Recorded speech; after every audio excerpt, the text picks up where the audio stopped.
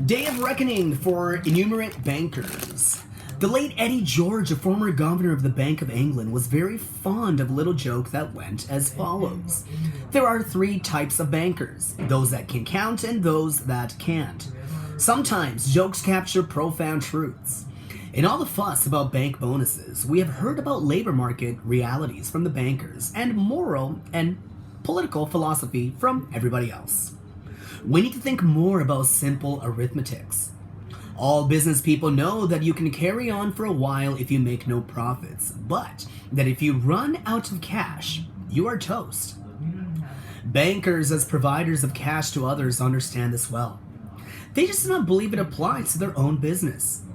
In general, banks have no measures of cash flow that work for banking. They do think about liquidity. Can you borrow from other market participants? Can you get money from the central bank? Being turned down in the market means curtains. It happened to Northern Rock in 2007 and Midland Bank a quarter of a century before and forced its sales to HSBC. That means banks are not conscious of making cash decisions of that sort than other business face daily. But of course, they frequently make decisions with cash consequences, and in the mid-noughties, they began to splash out. The recipients were employees in the form of bonuses, and to a lesser but still significant extent, shareholders in a form of dividends. The existence of bonus reflected the nature of financial businesses, where labor always represented a major cost, while revenues were unpredictable. Therefore, it became essential to make labor costs variable, as banks couldn't always guarantee high profits, and bonuses were the mechanism used to do this.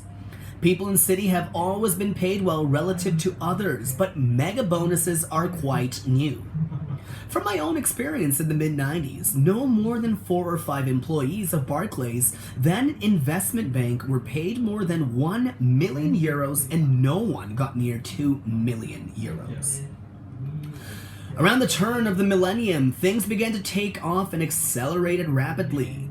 After a pause in 2001 to 2003, so that exceptionally high remuneration was paid out between 2004 and 2007.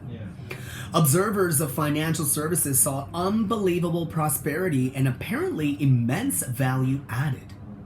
Yet, 2 years later, the whole industry was bankrupt. A simple reason underlies this: an industry that pays out in cash colossal accounting profits that are largely imaginary will go bust quickly. Not only has the industry, and by extension societies that depend on it, been spending money that is no longer there, it has been giving away money that it only imagined it had in the first place.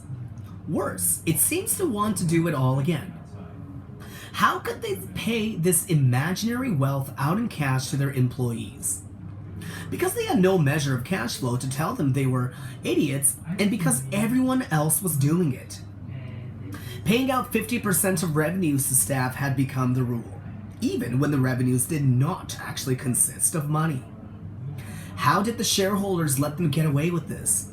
They were sitting on the gravy train too, enjoying the views from the observation car.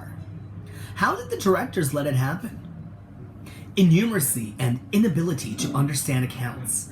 How depressing the shame and folly of it all is when one considers that the system was brought down not because of risk management was deficient, though it was, nor because greed was rampant, though it was, but because bankers could not count.